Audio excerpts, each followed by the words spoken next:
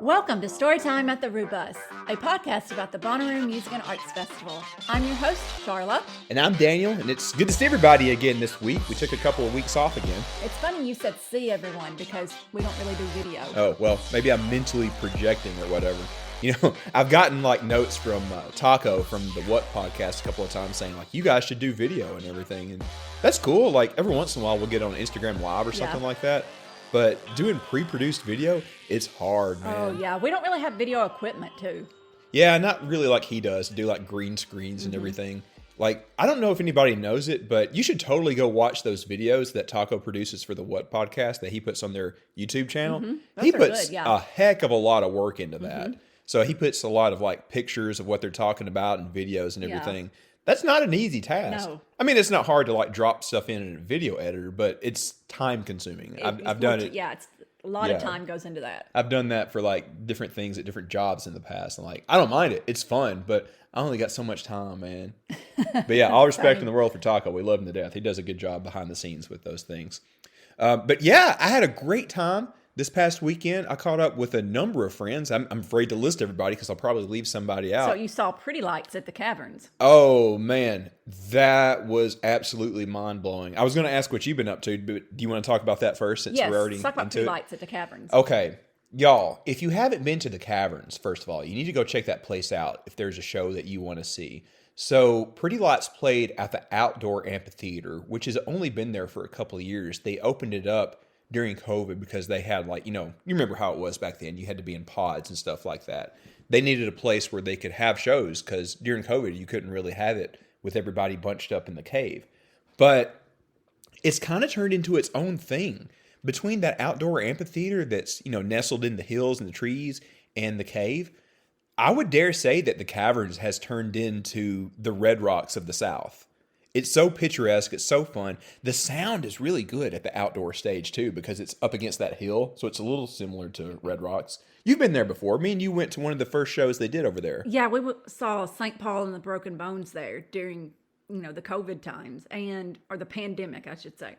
And what's wild, you call it the Red Rocks of the South. People drive from literally all over the country to come to the Caverns. Oh, yeah. I went to go see King Gizzard back in June, a couple of weeks before Bonnaroo.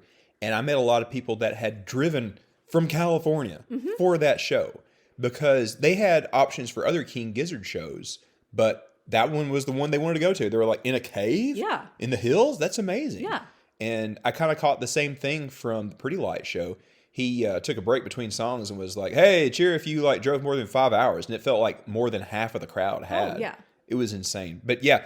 We are so spoiled if you live nearby. If you haven't been to the Caverns, it's just like, a half hour away from Manchester? Yeah. If that. I'd say, yeah. Not very far. So it's kind of halfway between, well, not really halfway between, but if you keep going towards Chattanooga past Manchester, it's not super far. Pelham, Tennessee? Pelham, Tennessee. Right before you go up that giant hill. So if you have driven back home from Bonnaroo and or going towards Chattanooga or whatever, you know what giant hill I'm talking about. If you turn left, it's just about like another 10 minutes that way.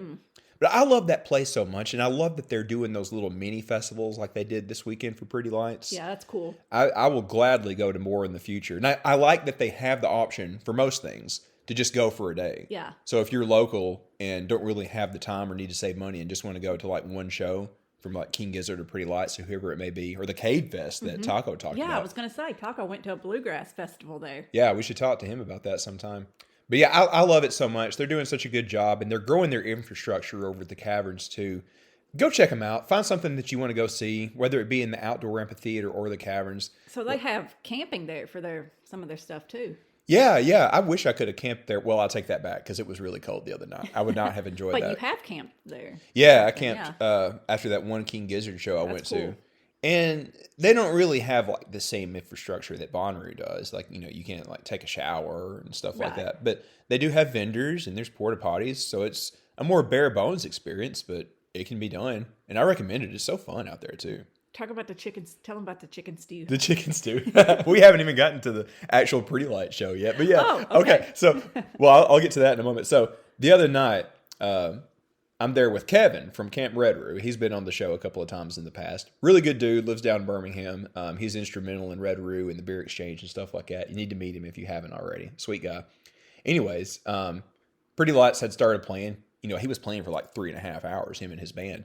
And I was kind of hungry. I wanted to warm up too. It was really cold. So I go back there in the vendor area, and there's this one thing that's selling chicken stew.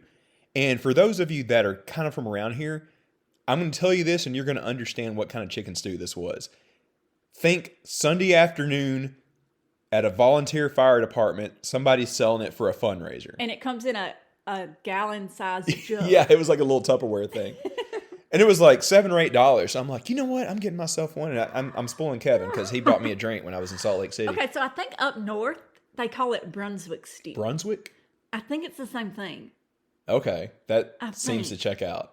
But yeah, I brought that back, and it was so surreal to be sitting there eating this amazing, delicious chicken stew in the middle of all that wookery and Pretty Lights. I was like, this is kind of a confluence of two different worlds for me, and I love it. I just want to know, if you're listening to this podcast, if you've ever had a, quote, chicken stew. Well, they advertised it as kind of a chili. It was kind of like a cross between chili and stew to me.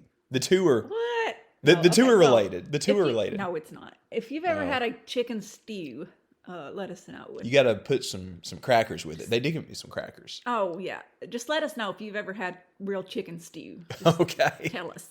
Well, I wish I remembered the name of this vendor because it was delicious, and Kevin loved it too. But yeah, since I'm listing people, like, so good to see our buddies Zach and Sage from Boston down there. Pretty Lights is their absolute favorite, so it was so fun to hang with them at this particular show, which meant a lot to them. Also, Lindsay, former Bonnaroovian of the Year, he rode with me, and I was his DD on the way home. He had a good time. He needed to cut loose. He's been working hard too. But okay, can I spill a little bit about the actual show? Yeah. I think there is a general consensus that everybody pretty much expects Pretty Lights to be at Bonnaroo next year. It would just be an absolute shock and devastating disappointment if they weren't. It was mind-blowing. This was the best production of a show I possibly have ever seen, even more so than those Tame Impala shows the past couple of years. What about more so than the Odessa shows the past? I would say it's on par with that. So Odessa, they got a lot more money to play with, with the drum line and fireworks and things like that. But the Pretty Lights production is a little bit different. It feels a little bit more DIY, still in a professional way, but the lasers are miles beyond what somebody like Odessa or Tame Impala is doing. I mean, no offense to them. I mean, This is just like another league. The thing that really got me is back in the day, 10 years ago, more than 10 years ago now, when Pretty Lights played Bonnaroo, it was pretty much just the one guy, right? Mm-hmm. Now it's a full band. So it's very similar to what STS9 is doing. Okay. And I love STS9. I love Sound Tribe. But what the Pretty Lights live band is doing is miles beyond that. Ah, okay. It's a similar genre. It's a similar setup. I don't know how to describe it. You've got to see it for yourself. It's so cool to see an electronic band like that improvising and jamming in the same way that like a Dead band or a Fish would. It was mind-blowing. I went down there into the pit a couple of times just to kind of take a look at the equipment and see what they were doing. And I could see that, I think Derek, I'm not the biggest fan in the world. I've just really got on the train the past couple of years. I think that's the main guy's name. I saw him pointing towards some of the other people in the band, say like, hey, take it away. Let's riff on this or whatever. So to see them do that live, like me and you saw with like Fish or Dead and Company this past year, with a sound like that, oh my God, I don't know many other acts that are so custom fit for Bonnaroo in the way that one is. That sounds amazing. With the live improv, the lights, and there was a drone show for the two shows that I didn't go to on Saturday and Sunday. I saw it on the stream, and Kevin and some others that were there sent me some photos and video, and that was mind-blowing. So I would hope that we get that drone show at Bonnaroo as well. It was nuts. I can't say enough good things about it. Like I said, it's going to be a shock if we don't get Pretty Lights next year. This is going to be one of the big shows for everybody to go to.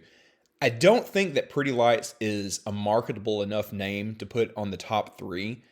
Everybody listening to this is going to know who that is and is probably going to want to go check that show out. But for the mainstream audiences, that need to be sold on like big names. I don't think Pretty Lights is that name that sells tickets in the same way that a usual top 3 does. That's a whole other discussion, I guess, isn't it? Yeah. Yeah.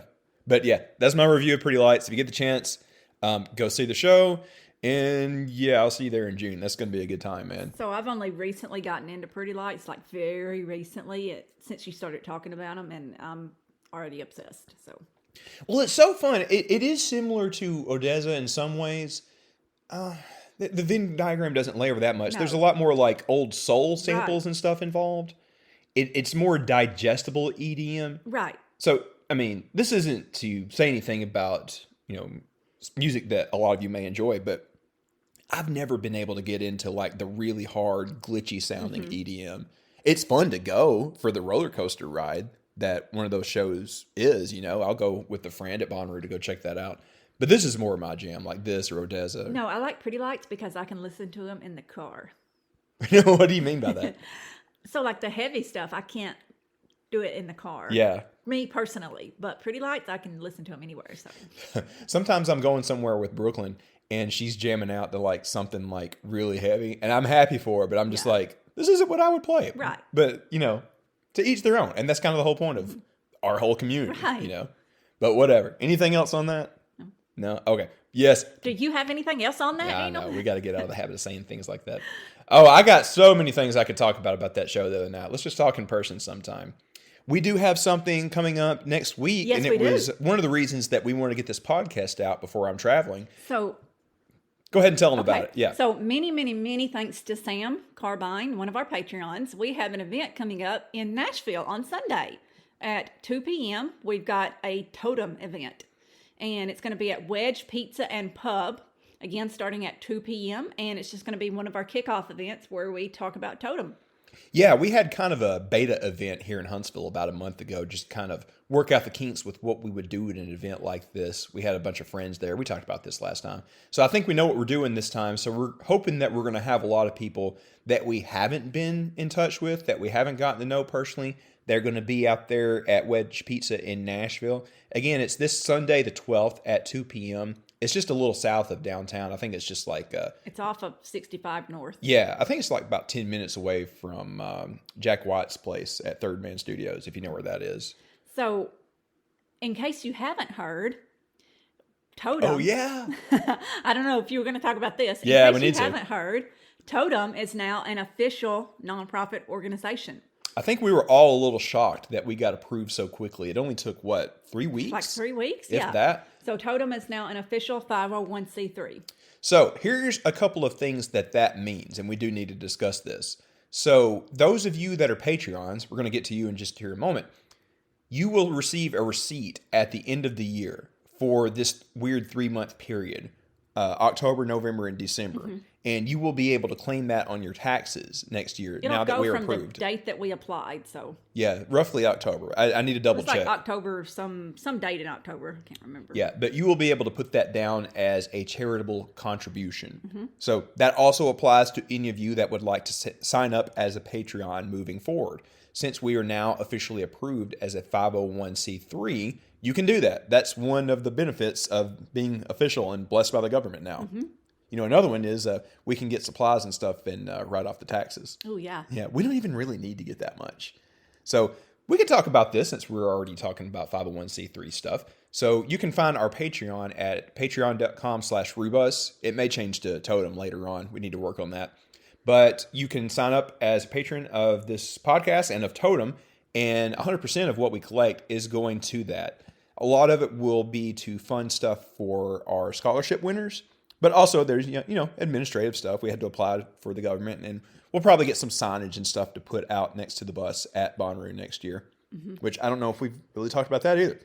We'll be back in the same spot with the bus next year, but we aren't going to be doing any events other than a small Totem event.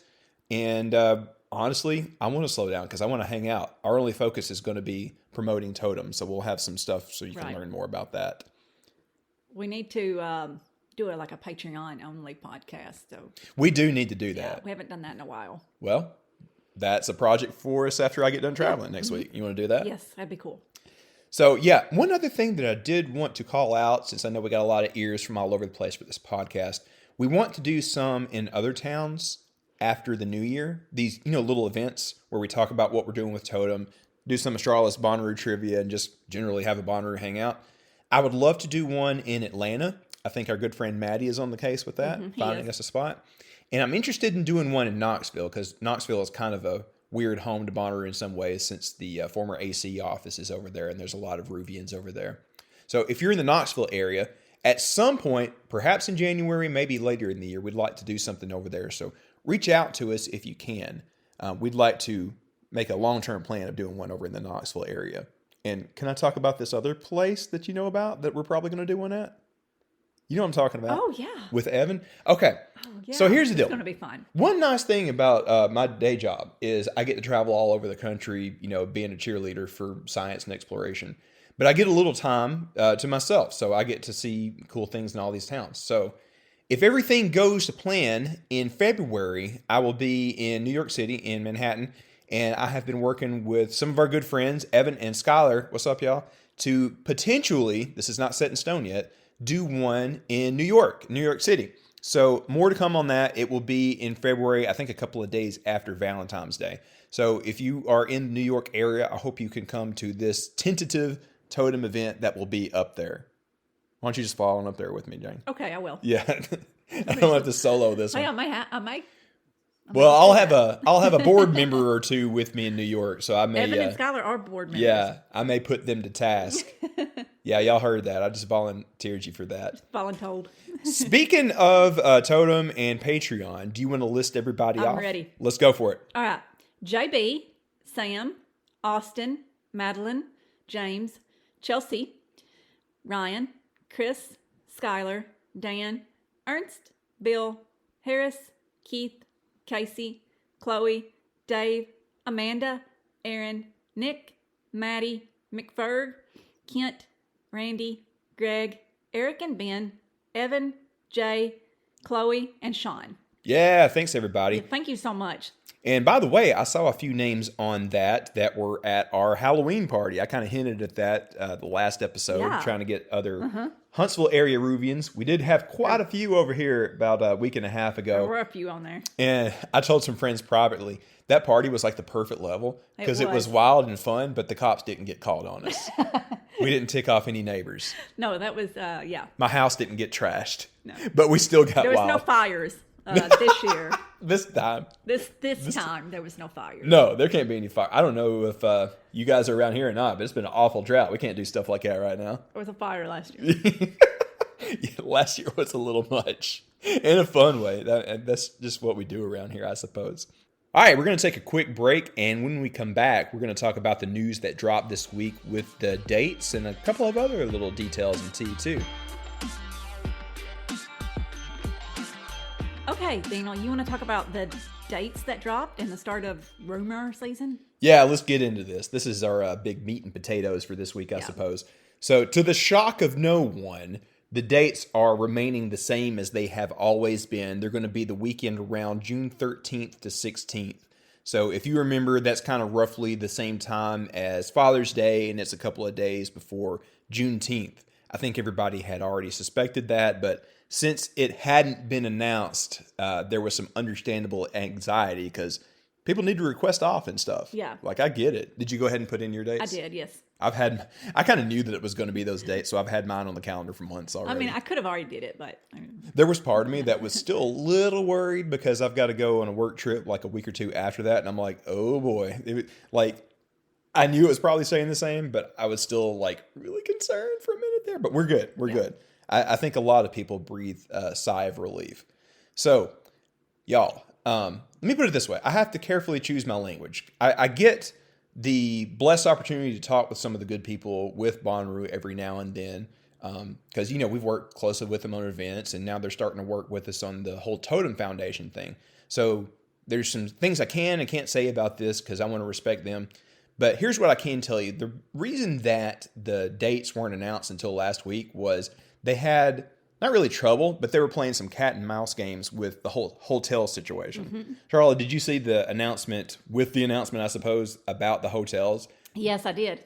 This was new as far as I remember, where you can get a hotel through Bonnaroo and have kind of like a group rate. Did you check that out? Yes, I saw that. What do you think about that? So, could you not do that in the past? Not that I recall. I thought Somebody you correct me if I'm wrong. could last year. Maybe that was new last year. I'm not sure. But I certainly don't remember this new website. We're taking a look at it right now. No, that's, yeah. So I know a lot of us are going to see that and say like, well, no, you got to camp if you really want to be at the party. Mm-hmm. But let's be realistic. I think the game has changed for that. Not significantly, but enough where this is something that Bonnaroo has to look into to accommodate everyone. Right. There's some people that really cannot camp. Yeah, I mean, whether it be, it may not even be a preference thing. It may just be like some kind of health and safety thing. Exactly. You know, and also I'm starting to see more families come to Bonnaroo. I don't know if you noticed it last year. Maybe it was because of the one-day ticket sales, but I see a lot more kids these days. Mm-hmm. And look, I know there's things that can be seen that can't be unseen at Bonnaroo, but I think with a little prep, like having a kid old enough isn't a bad idea. Mm-hmm. I'm still debating on when we can take our niece Lacey. She's about to turn 10. No. A couple more years. Many more years. Many more years. Oh, man.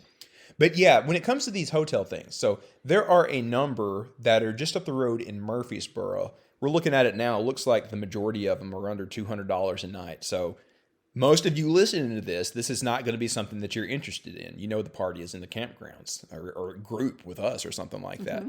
But we have to be aware, like there's a lot of, Roovians that have aged out of the camp experience or people that were never going to be interested in that still want to come to see the music and be part of the party. Mm-hmm. What are your thoughts? So my only thought about them having the hotels boom right there on the front page, I mean, I know that there are a lot of reasons for that.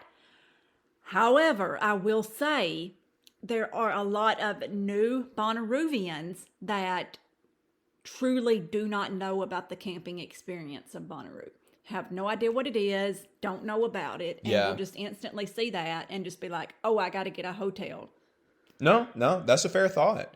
Because when I was back in 2000, whatever, 22, I guess 22, I can't, my years. It was 2012, 13, whatever it was. Yeah.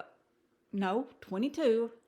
When I went to see Zach Bryan, there was a group of kids that, oh, you guys are camping here? What? Huh? Yeah. And just had no idea that camping was a thing. Oh, we're at an Airbnb. Yeah. And another thing is you see these influencers that come to Bonnaroo and they show themselves getting carted in a van back to their hotels at night. And let's be honest, that's pretty lame. Yeah. So I think a lot of people will see that and just instantly, oh, I got to get a hotel. Okay.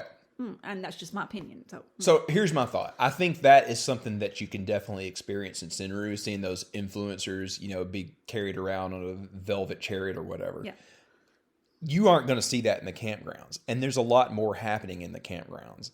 I think you pretty exclusively only see people in the trenches in the campgrounds. Mm-hmm. I agree. You don't see the media people there. You don't see the influencers there. You see the down in the dirt, real gritty Bonnaroovians out there.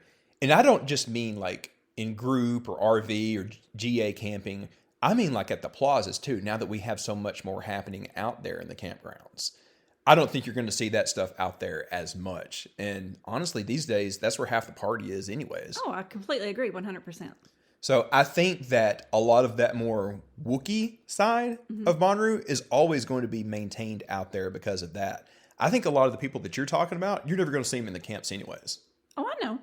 Yeah, but let's be honest, that is a little discouraging to see that kind of thing in Cinderoo, isn't it? Yeah, I mean, it was so wild how, like, literally those kids that I met at Zach Bryan were like, camping? What? Yeah.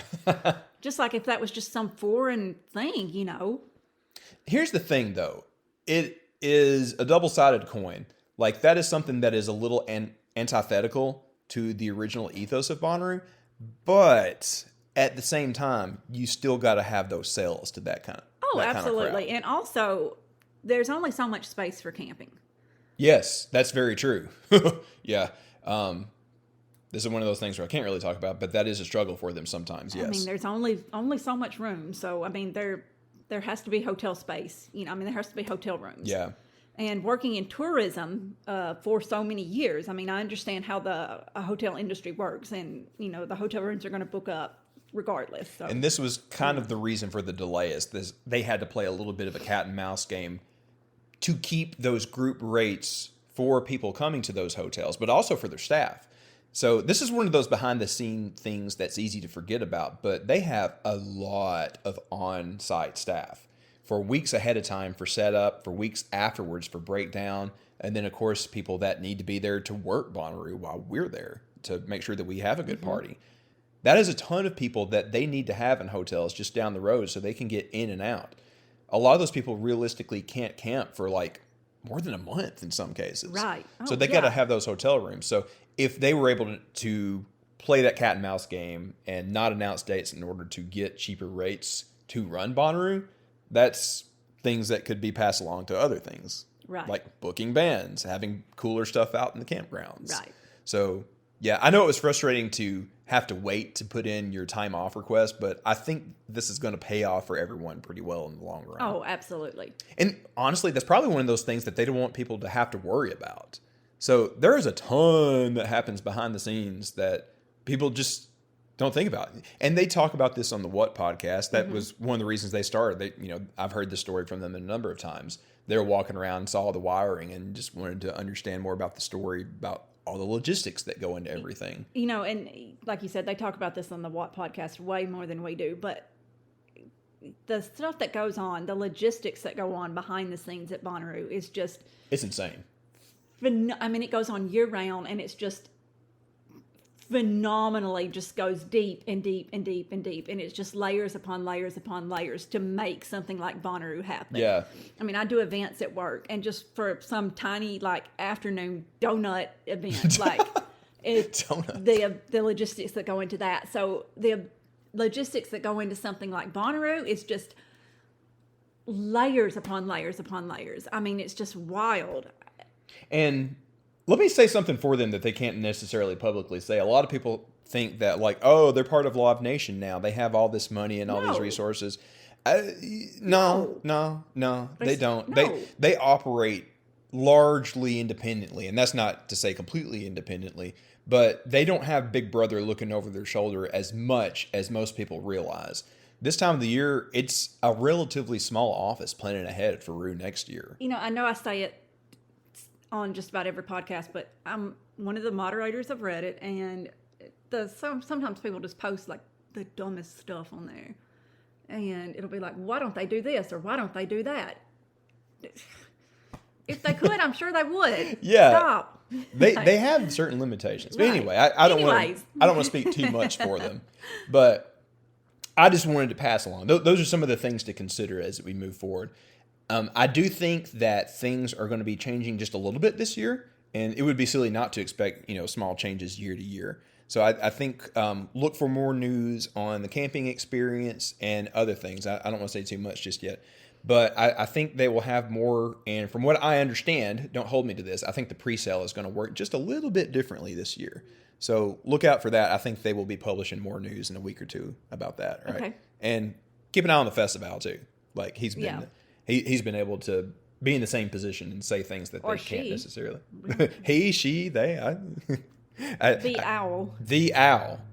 Do you think the owl is just an owl, not a person? Be. It's just like a talking, genetically modified owl. Could be a bot. An AI bot. No, I can verify the owl is not a bot. It could be. You don't know. Can I have real talk just for a minute about that? A lot of people give them some mess for weird reasons. And weirdest stuff. Look, I will just give us crap for weird stuff. There's a lot of weird out there to go around. That's okay. The owl is actually a very sweet person. They are somebody that I'm trying to put this the right way. A Forrest Gump type person, somebody who has been everywhere and done everything. They're very knowledgeable. They're really cool. Yeah, that's about all I'll say on that. They're a cool person. That's about it. But anyways, yeah, more Bonnaroo news to come. We just wanted to talk a little bit about that because since Sharla and I have been working with them for a couple of years now, we've gotten to know people behind the scenes, and we know how the meat is made in some ways, and how the sausage gets cased. Yeah. The more I learn, the more respect I have for them. And I will say this, like, Sharla and I want to be out in the GA trenches, and I don't want, like, big handouts from them because I want to be able to tell them, like, when they're not doing great. Like the year before last, the security situation was awful. I did not like at all how some of them hadn't necessarily been screened and were being very disrespectful to some people. That was inexcusable, but it was a lot better this year. So I'm trying to stay level-headed enough where I can call them out on stuff where they haven't done as well. But to be honest, they've been doing great on a lot of things past year and a half. Post-COVID Bonnaroo is very different behind the scenes than it was pre-COVID. Like, they are so generous and accommodating with a lot of the people that are making things happen out in the campgrounds. And it's amazing. I love them to death for that. And that's not to say that they weren't before, but it is just leagues better than it ever was these days. Post-COVID Roo it's the best Roo. Logistics-wise, it's the best Roo I've seen it since I've been going. Community-wise, Community-wise. Back in the day, and I won't name names, but back in the day, it felt like everything from the people putting Roo together was like, oh, there was these edicts coming out of these ivory towers, and it wasn't really two-way communications. It was like, we speak, you listen. These days, it's like, nah, they're coming to the campgrounds to come party with us, and they're just like asking everybody, hey, what do you like? What should we do different? Like, they're so cool. Mm-hmm. And honestly, that's how you move forward in this environment. A lot of festivals are not happening. They're taking a year off, or they're not happening at all anymore. And the way that Bonnaroo is like in the dirt with everybody, like telling, being honest about when they mess up and like actually asking for feedback and being part of the community, that's how you do it. That's why they're the best festival in the world. That's why they put on the best party on planet Earth. And yeah, that's about it. All right, Sharla, I have to be on an airplane in a couple of hours. I have to be at work. You do too? Yeah, when I wrote my email, said I was coming in this afternoon. Nobody wrote back. Man. I hope I don't get fired. No, I really don't think so. Sharla works her tail off over there. Well, I'm working all night tonight, so I have fun with that. But yeah, we will be back probably the week after next. So here's the plan moving forward. We're going to be doing a lot more totem-related stuff on the podcast. So we have a great diverse board, and we want to start highlighting them. So I'm going to twist some arms of our board members to have them on the podcast. Not just to talk to Totem, but what are you looking forward to next year? Sammy gave us a great idea of highlighting some of our board members. So I think we'll start doing that. Maybe Sammy just volunteered themselves to go first with that then. Just volunteer. No, Sammy's great. They're very outspoken and really funny. Amazing person ever. Yeah, so I might have to twist their arm first. But that's about it for this week. I got to get on a plane. Charlotte's got to get to work. I hope that we see many of you this coming Sunday the 12th, 2 p.m., Wedge Pizza and Pub for our next Totem meetup. Please come. We would love to see y'all. I promise that our elevator pitch for Totem won't take more than 10 minutes. We're just going to meet up and cut up and have fun the rest of the time. It's pretty much a Roo meetup. It is, yeah. But we're trying to do a lot of good, and we want to tell you about it and want you to get involved if you want to. So, again, one last time. This Sunday, the 12th, 2 p.m., Wedge Pizza and Pub, Nashville. If you're in the area, be there. We want to see y'all so bad. Like, we're kind of in the mid-season. We want to hang with our Roo friends. Come see us.